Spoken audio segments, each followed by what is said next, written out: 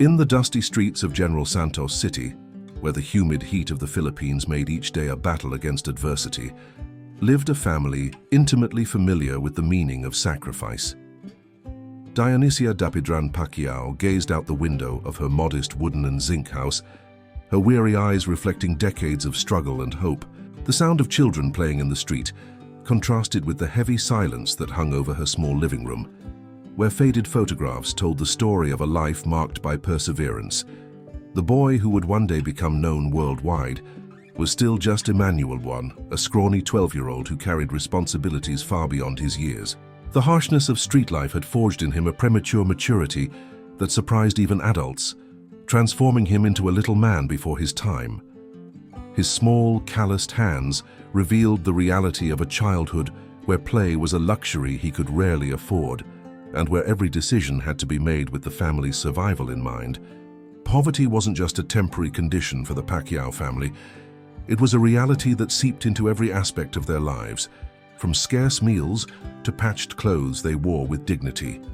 Emanuel understood, with the cruel clarity that only extreme necessity can teach, that every Filipino peso he could earn meant the difference between his family having something to eat for dinner or going to bed with empty stomachs. The street had become his most rigorous school, teaching him lessons about compassion and solidarity that no classroom could offer. Young Emanuel developed an iron determination that surprised even the adults around him, but also a heightened sensitivity to others, suffering that was born from his own experience with hardship. While other children his age attended school regularly, he divided his time between studies and street work, selling small items to help support the family.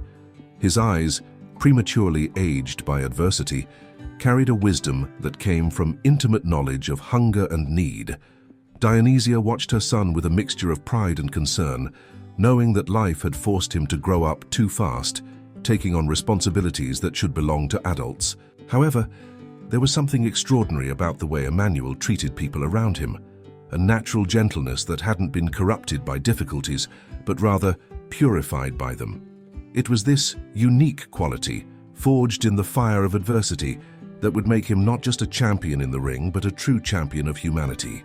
Mornings in General Santos City began early for Emanuel, who walked through the still dark streets, carrying a small basket with candy and cigarettes to sell to workers heading to factories and ports. The morning air was filled with the aroma of fresh fish from the nearby market and the distant sound of waves breaking on the shore. His bare feet knew every stone and every pothole in the unpaved streets, navigating with the skill of someone who had grown up on those uneven sidewalks, where every step could mean a stumble or a missed opportunity. During these morning walks, Emanuel frequently encountered people in situations even more difficult than his own family's. There was Lola Rosa, an elderly woman who lived alone in a small cardboard shack near the market, her grey hair disheveled by the salty sea wind. Her teary eyes and trembling hands deeply touched the boy's heart, as he saw in her the vulnerability that also existed in his own grandmother, and instinctively understood that human dignity shouldn't be measured by material possessions. Even with his family facing extreme hardship, Emanuel felt an irresistible compulsion to help those he considered even more needy. The hunger he knew so well had taught him that sharing the little one has is more valuable than accumulating for oneself. When he sold his candy and earned a few extra pesos, he would often go to the small food stall where they sold rice and dried fish, buying small portions of food that he discreetly delivered to Lola Rosa and other people living on the streets. Emanuel's kindness wasn't limited to needy adults. There was a group of children even younger than him, orphans who lived near the bus station, surviving on food scraps they could find in the garbage from cheap restaurants in the area. The boy watched these children with a pain in his chest he knew all too well, remembering how terrible it was to feel hungry, and always saved part of his own meal to share with them, even if it meant he would go hungry himself. Local residents began to notice Emanuel's small gestures, though he always tried to keep his actions secret. Dona Remedios, who sold fruit on the corner near his house and had become a maternal figure to many neighborhood children, frequently observed him sharing his lunch with other children or helping elderly people carry their groceries. There was something extraordinary about the naturalness with which that boy practiced kindness, as if compassion were as essential as breathing, a characteristic that would continue to define him for the rest of his life.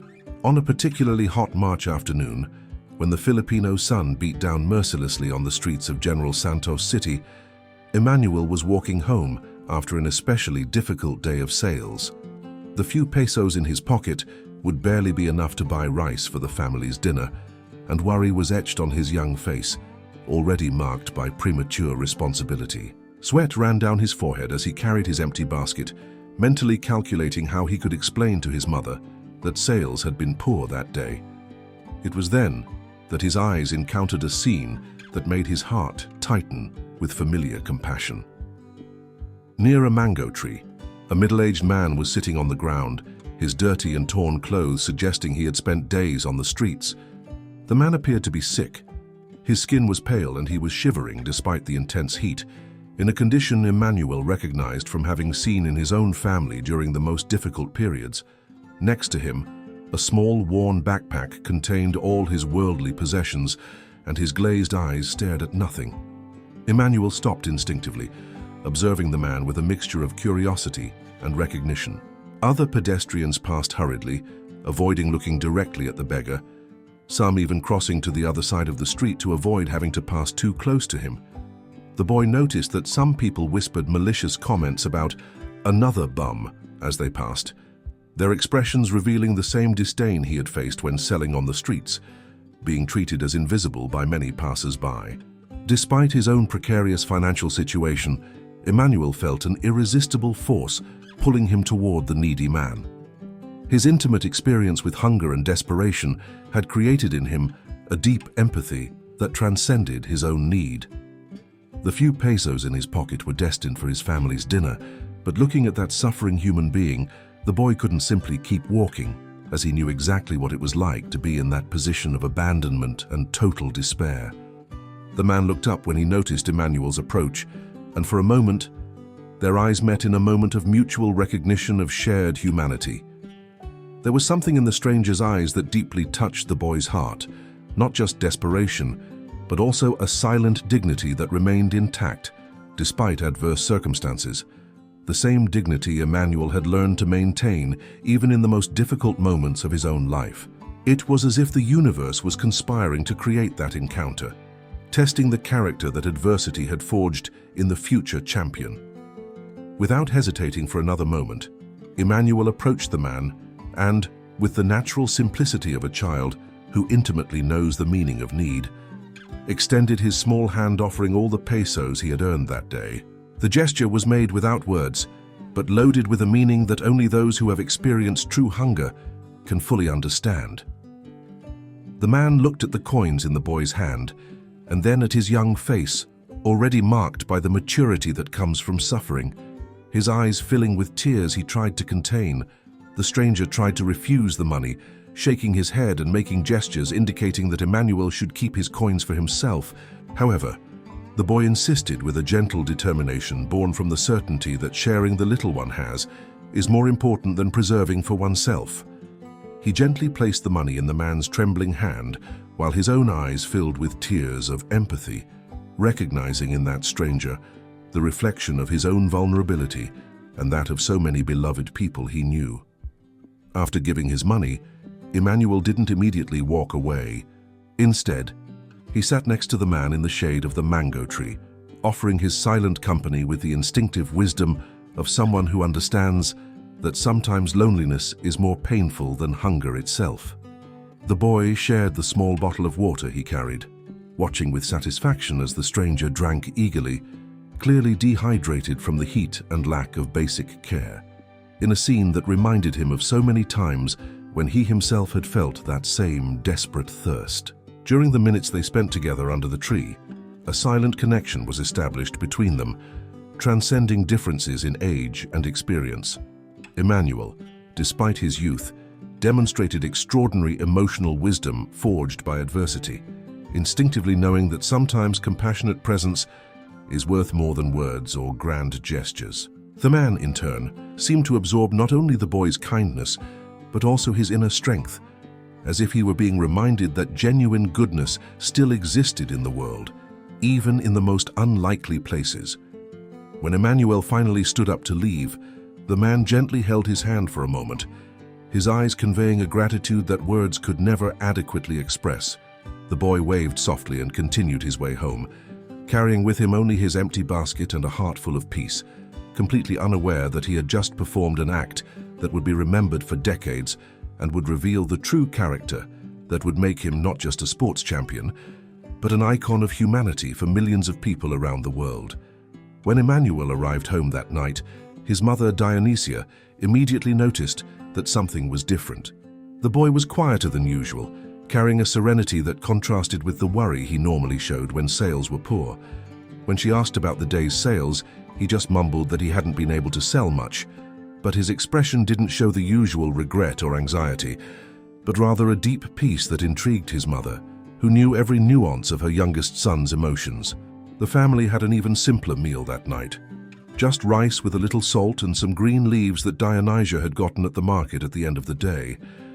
Emanuel ate in silence, but his mother noticed that he seemed to accept the scarcity with unusual tranquility, as if he had experienced something that made material difficulties less important in the face of greater values. His siblings complained about the lack of fish or meat, but Emanuel just smiled gently and said he was grateful for what they had, showing a maturity that was surprising even in a child already forced to grow up quickly. In the following days, Dionisia began to observe her son more closely, noticing subtle but significant changes in his behavior. Emanuel seemed to carry a new depth in his young gaze, a broader understanding of human suffering and the importance of compassion that went beyond his personal experience. The boy continued his daily activities of selling on the streets, but there was a different intensity in his approach, as if each encounter with other people was a sacred opportunity to practice kindness and recognize others' dignity. His mother also noticed that Emanuel had become even more attentive to the needs of others around him, developing a heightened sensitivity to detect signs of suffering or need. He began to observe the neighborhood elderly more carefully, spontaneously offering to carry their groceries or fetch water from the community well. His interactions with other children also changed. He became more protective of the younger ones, and even more generous in sharing anything small he could get, from pieces of bread to simple toys made from found materials. Dionisia, with her sharp maternal intuition, knew that something deeply significant had happened to her son, though she didn't know exactly what. There was a different light in his eyes, a silent determination that suggested he had made some kind of important decision about how he wanted to live his life, guided by principles that went far beyond his chronological age.